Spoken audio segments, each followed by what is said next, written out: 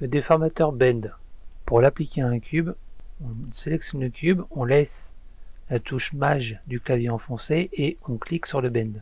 Le déformateur Bend se met directement en fond du cube, parce que si on ne fait pas ça, qu'on prend le Bend, il se met ici.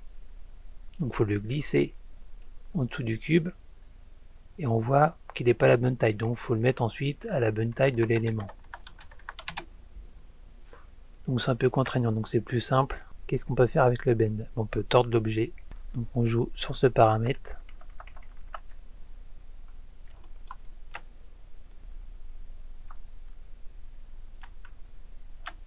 On peut aussi prendre l'angle, du coup ça va tourner un petit peu en rond. Là pour sa phase du 10 en 10 au niveau du paramètre angle, je laisse appuyer sur la touche Maj, sinon ça va plus doucement. Ça joue sur les unités, et avec la touche Maj, ça joue sur les dizaines.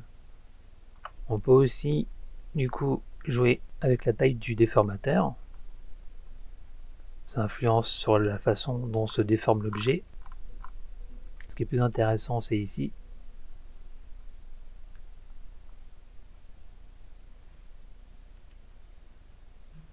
Ça permet de faire des angles droits.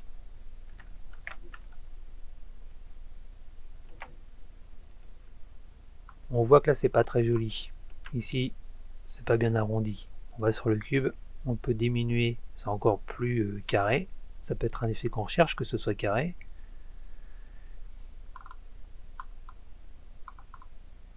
Mais on peut aussi augmenter pour que ce soit encore plus doux et bien arrondi.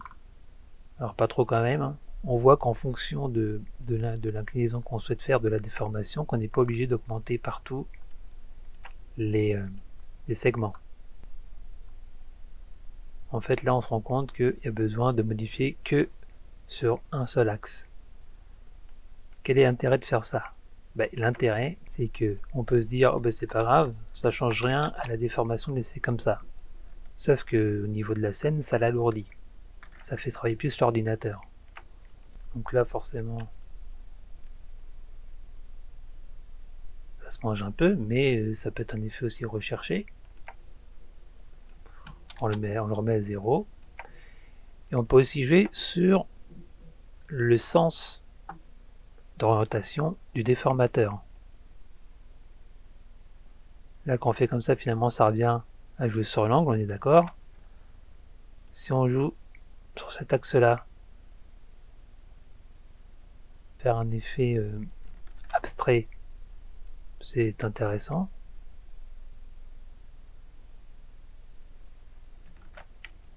On peut aussi utiliser ce mode Unlimited qui donc permet plus facilement de faire un cercle.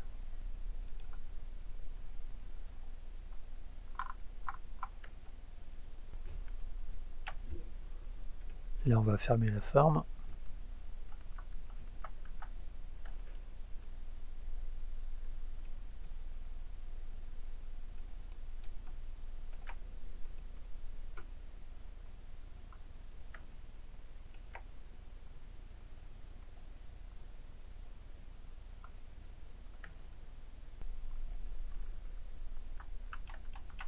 En jouant sur le déformateur, encore une fois, on peut obtenir des grands cercles.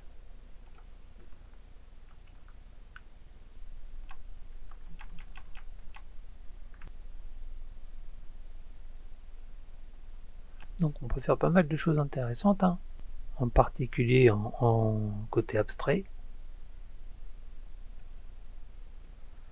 Je vous montrerai un véritable intérêt du bend qui peut servir dans des cas bien concrets, comme par exemple faire des tuyaux, faire des sols arrondis, par exemple faire une piste de skate. Si on prend un plat, on va le décaler un peu.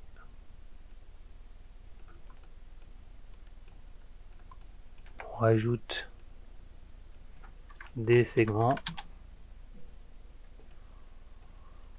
On met le bend.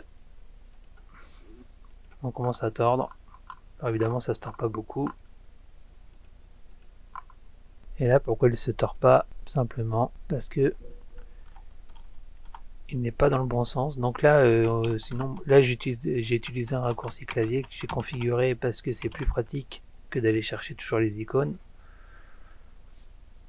Donc là, on va le mettre dans le bon sens. Et dès qu'on le met dans le bon sens, ça store. Comme on veut. Donc je remets comme je voulais dans le bon sens. Non, là j'ai pas le bon truc. Voilà, j'ai le bend. Et en laissant appuyer sur la touche Maj, je le rappelle, ça permet d'aller de 10 en 10. Donc voilà une partie de la piste de skate qu'on peut bien sûr un peu plus allonger ou réduire.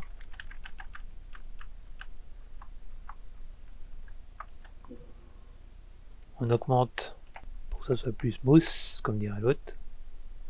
Là, on peut presque... Vous voyez, ça peut presque faire un tuyau là, mais bon, faut un peu paramétrer différemment. On peut même faire à la limite un tunnel, hein, un début de tunnel. On met le plan, on tourne tout ça. Tac.